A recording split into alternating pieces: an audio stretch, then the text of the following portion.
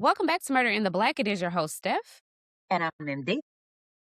Let's go ahead and get into our true crime case for today. So grab your coffee if it's the morning, your lemonade if it's the afternoon, and your wine if it's the evening. But either way, let's get into it.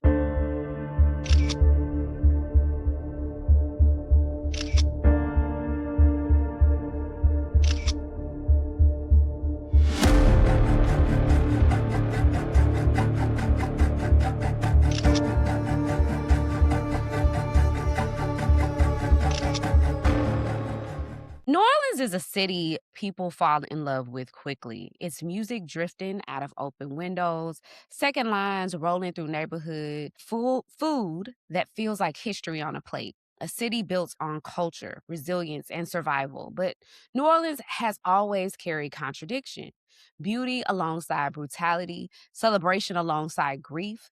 In the early 1990s, that contradiction was deadly. By 1994, New Orleans was one of the most violent cities in the United States. More than 300 homicides in a single year, entire neighborhoods shaped by poverty, drugs, and overwhelmed by systems that couldn't or wouldn't keep people safe. And for many residents, the fear didn't just come from the streets, it came from the people sworn to protect them. Fast forward to 2026, and New Orleans is different, but not untouched by its past. Crime rates have fluctuated over the decades. There have been periods of decline, moments of progress, and then setbacks that remind the city how fragile safety can be. Reform efforts have changed policies, training, and oversight, but the scars of the 1990s are still visible, especially in Black communities that remember what it meant to live through that era. Because crime statistics don't tell the whole story. They don't tell you what it felt to hear sirens every night. They don't tell you what it meant to weigh whether calling the police would make things better or worse. And they don't tell you what happened when someone dared to speak up. This is the story of Kim Groves, and it can't be separated from the city she lived in or the time she lived it in. New Orleans, Louisiana, 1994. Officer Len Davis grew up in New Orleans, came from the Ninth Ward. And Sammy Williams joined the New Orleans Police Department around the same time. Now, it's unclear if they became partners right when they both joined or it was a progression and they eventually became partners. By the early 1990s, the department had a reputation, and it wasn't a good one. The New Orleans Police Department was operating under enormous strain and scrutiny. Chronic underfunding, low officer pay, minimal training, and outdated technology created an environment where misconduct could thrive with little oversight. Internal accountability systems were weak, and complaints, especially from Black residents, were often ignored or mishandled. In many neighborhoods, the police were not seen as a stabilizing force, but as another unpredictable presence, one that could escalate situations rather than resolve them. Now, context matters when we're talking about this case, and you'll see that we'll do a lot of setting up here to bring a historical context so that you're able to see this case in a very clear way. And what's interesting is that New Orleans in the 1990s doesn't look quite different than some of the other cities that are known for their crime rate. So we're not necessarily trying to like highlight New Orleans and act like it was just such a terrible city because I love New Orleans. But like Chicago, Detroit, you see that within their police departments, it's crooked, right? There is something that's going on that's not quite right. And if you were to talk to some residents in the 1990s, depending on where you stayed in New Orleans, would be depending on what that person would say. For instance, if you had people who were staying in the suburbs of New Orleans or nearby in the better part of the city of New Orleans, they would probably say that the police department was fine. They didn't have a problem with them. But if you were to talk to somebody in the Ninth Ward, well, that would look different. And very similarly, that brings up a conversation that I want you to think about, which is us versus them. In a system that's already broken, like the police department here, you already have a sense of people using these terminologies. People might have a problem with the police, but That's for people in urban areas.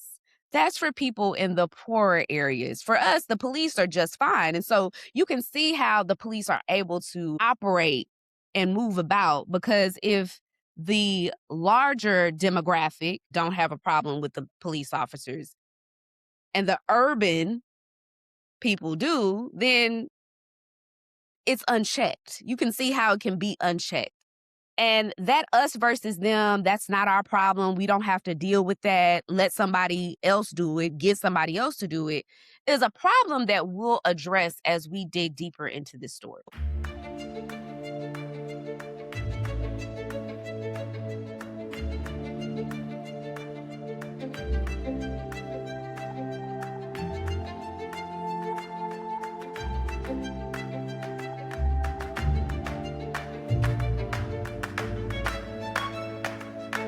In late 1993, FBI began investigating Len Davis after a man came forward with a disturbing story. Now, he claimed that he had been forced by Len Davis and Sammy Wilson for $10,000 each by 6 p.m., or he would be sent to jail. So he was claimed that he had to give $10,000 each of them by 6 p.m., or he was going to be taken to jail. Now, that tip launched a federal investigation known as Operation Shattered Shield. It's a sting operation designed to expose corruption inside the New Orleans Police Department. So, undercover FBI agents arranged to meet Davis in an old warehouse in the French Quarter. They told him that they needed protection for cocaine shipments and they couldn't handle it alone, so they needed his help, right? And Davis agreed, but he didn't stop there. He recruited other officers, turning corruption into a business. The FBI gave Davis a cell phone and installed cameras in his car and inside the warehouse. So for months, they watched and they recorded everything. Davis spent the money freely on cars, clothes, just and a lifestyle funded by corruption. And what became clear wasn't just that Davis was corrupt. It was that no one was stopping him from being corrupt. No supervisor ever came out. No one questioned his movements. Nobody intervened. So the problem wasn't one bad cop. It was a system that allowed him to operate freely. Now, Kim Groves grew up in the Ninth Ward. She knew what the police department was like. She wasn't a stranger to this. And by 1994, she was unemployed, a single mother, and struggling with drug use. But she was doing the best that she could with what she had. And neighbors knew Kim as well, and they knew her as someone who spoke up, someone who advocated for people who didn't feel safe doing it for themselves. Kim had known Len Davis years earlier. They went to the same high school, but they ran in different circles. And eventually they lost touch after graduation. On October 11th, 1994, Len Davis and Sammy Williams were patrolling the Ninth Ward when they stopped a teenage boy. This was someone that Kim recognized as a friend of one of her sons. And from her window, she watched as the officers beat him. This was the first time that Davis had crossed the line. He had already had a reputation for excessive violence. His disciplinary record was described as thick as a law book. Now, Kim couldn't ignore what she saw. So she went to the police department and she filed a formal complaint against Len Davis. I'm going to stop here just for a second, because within 2 to 4 hours, Len Davis knew about the complaint. Someone inside of the department told him, despite the fact that complaints like these are supposed to be confidential for obvious reasons, that breach wasn't just a policy violation, it was dangerous. Now, people often ask why residents don't report police misconduct, why witnesses don't come forward, why communities stay silent even when abuse happens in plain sight. But the better question is, what happens when they do? In neighborhoods like the Ninth Ward, silence isn't apathy, it's survival. People know who hold power. And when that same people meant to protect you are the ones you fear, speaking up feels like signing your own death warrant. So we have to ask, if reporting police misconduct can get you killed, Is silence really a choice, or is it the only option people feel they have? Now, Kim Groves didn't want to be silent. She spoke up. She did exactly what they asked us to do. Let's talk about cultural and historical context. Now, that same year that we're talking about, 1994, New Orleans recorded more than 300 murders. It was a dangerous city, and the police department was not one that people trusted. And to understand why, we have to talk about the relationship between the Black community and law enforcement in America. Very inception of law enforcement in this country, Black people were not protected by law.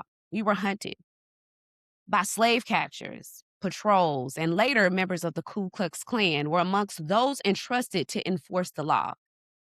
They were the judges, they were your jury. They also were your police officers. So, how do you trust an institution when safety and terror wear the same uniform? That legacy didn't disappear with time. The civil rights era made the hostility visible, but it didn't resolve it. And even today, names like George Floyd and Sandra Bland remind us of the relationship that we have with law enforcement. It remains fractured, which leads me to another question. If trust has been broken across generations, how long does it realistically take to rebuild? And who is responsible for doing that work? Well, surely it isn't the community, right?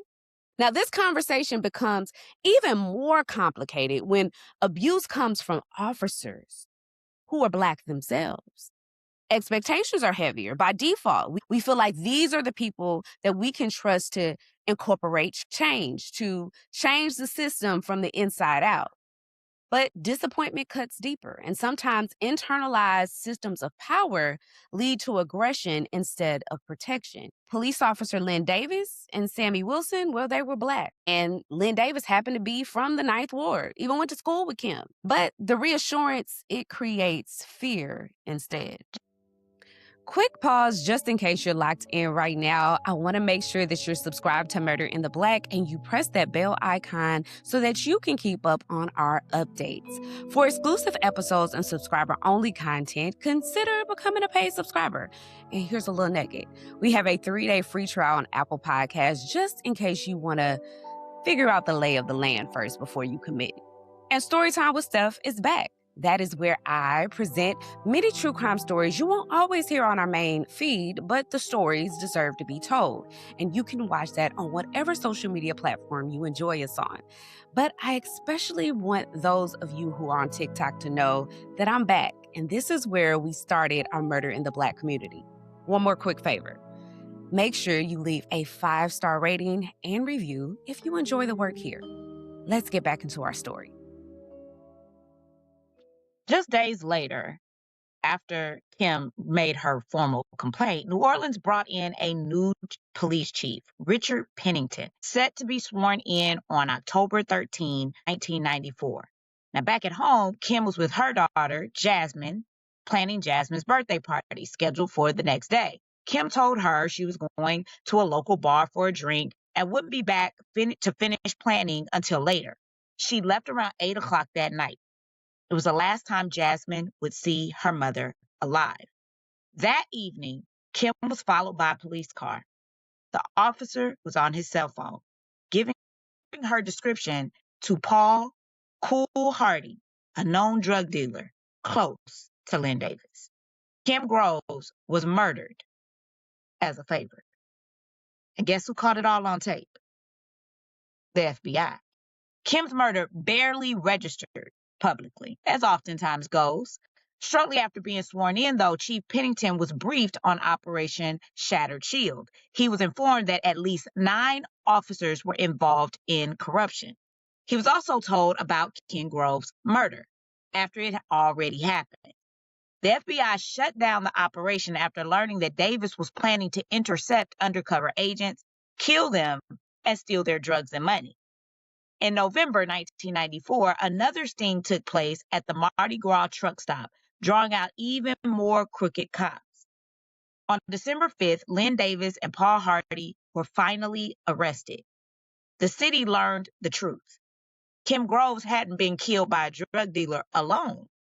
She had been murdered by a police officer. Now, the trial began in April of 1996. Davis attorneys didn't just defend him, they discredited Kim. They claimed Davis was conducting his own undercover investigation, that Kim was a drug addict in the wrong place at the wrong time. They also brought in evidence from her autopsy showing crack cocaine in her system. And this was not to explain her death, but to diminish her life and to make Kim Groves not the ideal victim. But the tapes would tell a different story, and we'll get into that in just a second. Now, Sammy Williams testified for the prosecution, and I want you to know, Sammy, as soon as he was arrested, because there was not just Len Davis and Sammy Williams arrested, there were 7 other officers who were identified as crooked who were in on the Shattered Shield sting operation. So as soon as they were arrested, along with Len Davis and Paul Hardy, they were all arrested at the same time and indicted by the grand jury. He turned state witness. He was like, listen, let me tell you what I need to tell you because I can't go down for this. Going down for this murder. I'm not going down for this murder. I'm not Take going me down for these in. federal charges. Yeah, yeah, yeah. How can I help you? How could I help you? Okay, help you to help me. Right. Okay. Yeah. Immediately, he was like, I'm going to be your star witness. So they brought him in on Len Davis and Paul Hardy's trial, which took place first. He was there to explain some of the code words that were used during this surveillance because they had surveyed them for months, like 6 months. And so there was a lot of things and details that he knew because he was like next to the it man. He knew exactly what they were saying when they said certain code words, what that meant. And he also confirmed payments that they took and confirmed that Davis was the one who ordered the murder of Kim Groves. And he translated the corruption in real time. And Len Davis, of course, did not take the stand, but honestly, he didn't need to. They had so much evidence against him federally for being full of corruption, right? But they also had a lot of evidence against him in Kim Groves' trial. So despite his defense attorneys trying to say that, discredit her, that she did drugs and she was just at the wrong place in the wrong time and that he was conducting his own undercover operation that kind of just went wrong and Kim got caught in the crossfires.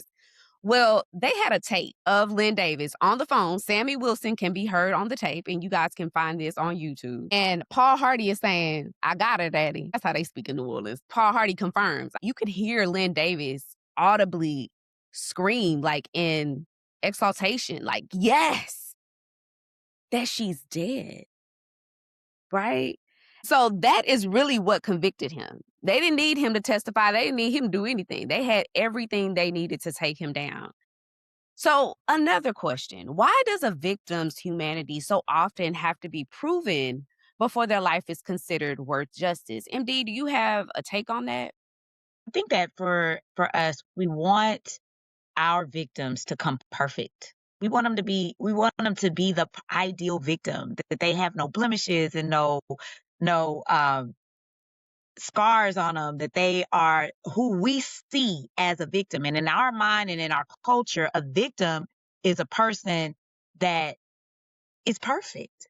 And so when you start to paint a victim as having drug use, or she had kids by several different baby daddies, or she was an alcoholic, or she was unemployed. Well, now it's like, well, she's well, I mean, it shouldn't have happened to her, but she's not the perfect victim. And so it's easier to victim shame. It's also easier to try to paint it like it's her fault. And when you think about even the sexually assaulted woman, right?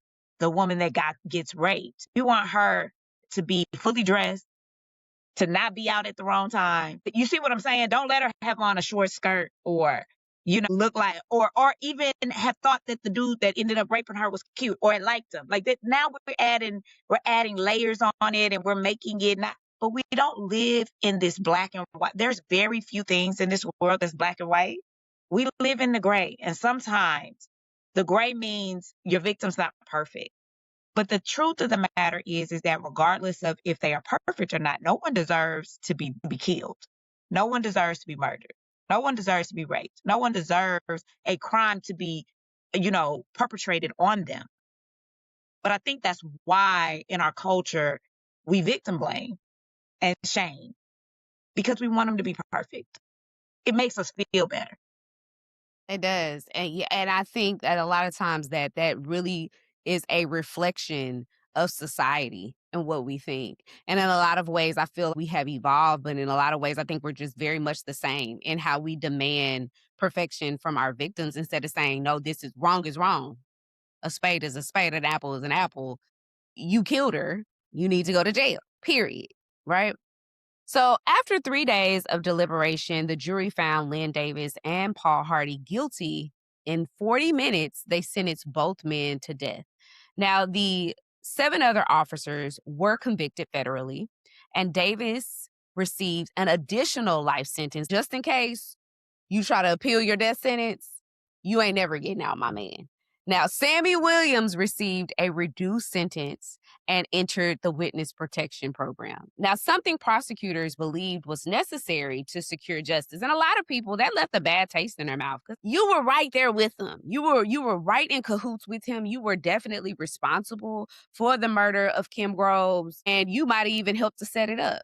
But for prosecutors, they felt he had some accountability in it and we'll hold him responsible. But overall, we feel it's worth it to have him as our star witness. MD, do you want to just go into I feel like we talked about this a little last week with the exchanges of we call it a plea exchange or a plea agreement, immunity, all the things.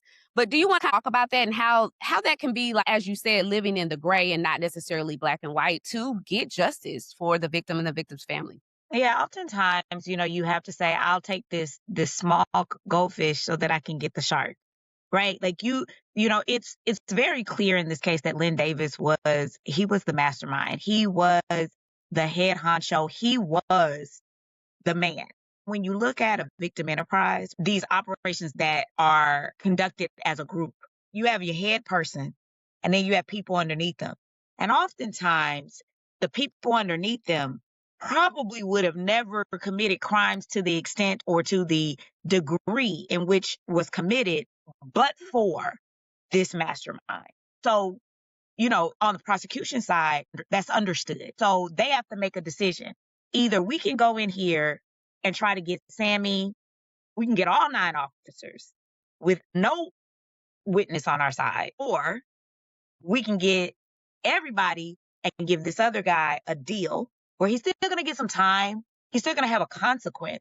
It's just not going to be to the degree in which all the other people are going to get it because he's going to help us convict the other people. We much rather get Len Davis and the other people than jeopardize getting anybody without his help. When you have there's no witness like a witness who was involved in the crime, if that makes sense. Like, there's certain terminology that you discussed that was on those tapes between me and you, Steph. We may have a language that you and I talk, and nobody understands our language but me and you. So if I am not there to say this is what Steph meant because I know because this is how we talk and this is our dialogue and this is our banter. When we say this is what it means.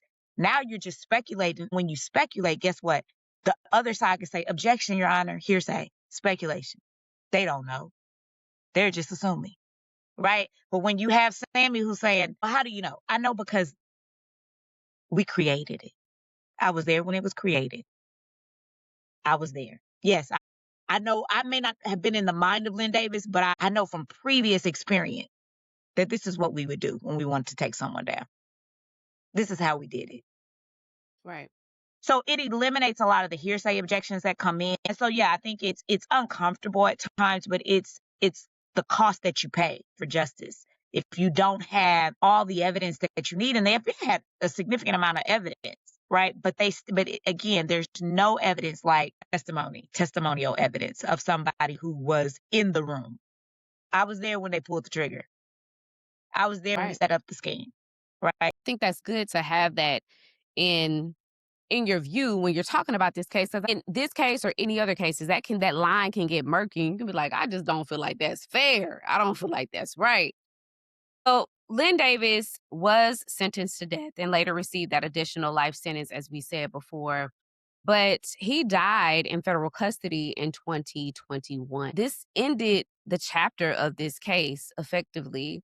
His death did not bring closure to the loss that he caused, but it simply closed the door on accountability ever being witnessed by the community he terrorized.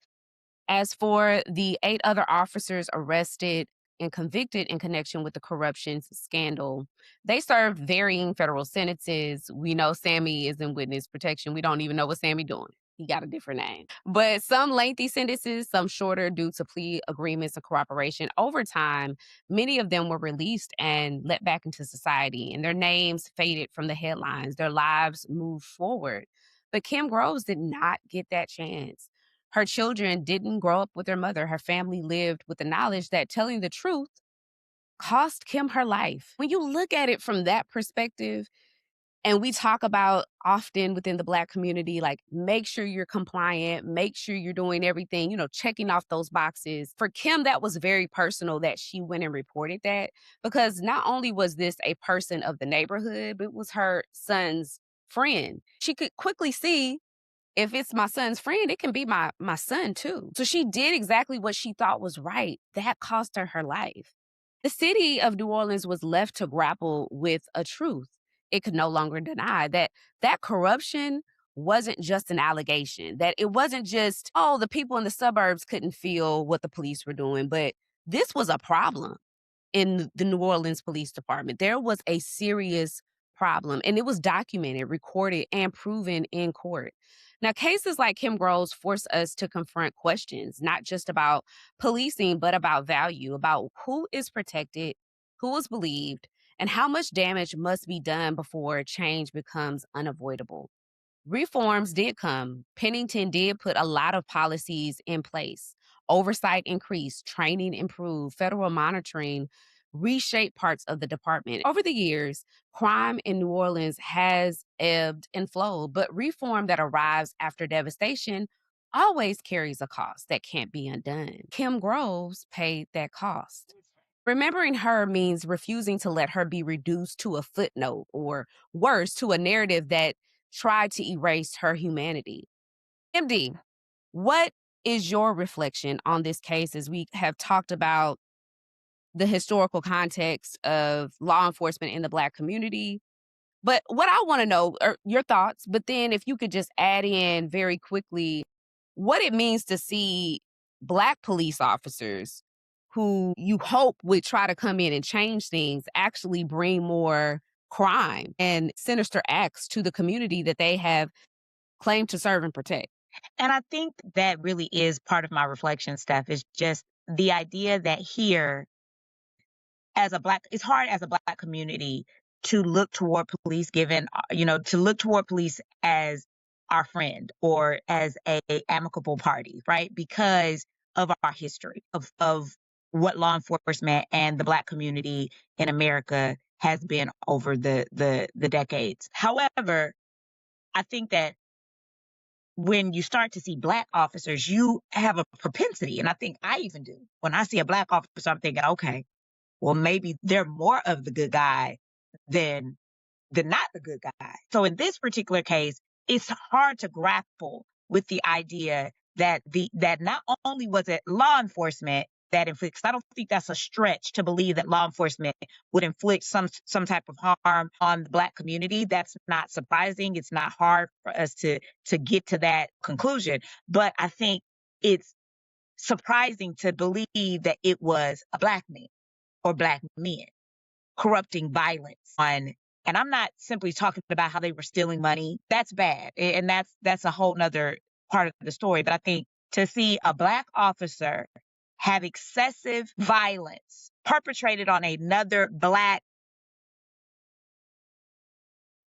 is hard to sit with. I mean, it's uncomfortable. I think and I don't even know what my reflection is on that, Steph, because I think I'm grappling with it. It's not new. This happened in 1994, but it's not new. So it still happens today. I think whenever it happens, it's always for me just this moment of reflection of why are you doing that?